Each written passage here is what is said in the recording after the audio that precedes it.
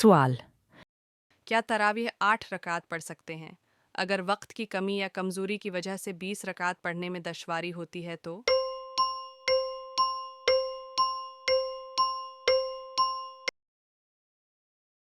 تراویح کی نماز میں 20 رکعت مسنون ہونے پر حضرات صحابہ کرام رضی اللہ عنہم، ائمہ اربعہ اور جمہور علماء کا اجماع ہے 8 رکعت تراویح پڑھنا غیر مشروع اور اجماع امت کے خلاف ہے۔ تراویح میں 20 رکعت مسنون مانتے ہوئے بیماری یا کسی شرعی عذر کی وجہ سے 8 رکعت تراویح پڑھنے کی گنجائش ہے، لیکن بیماری کی وجہ سے 8 رکعت تراویح پڑھنا یہ سمجھ کر کہ تراویح میں 8 رکعت بھی مشروع ہیں، صحیح نہیں ہے۔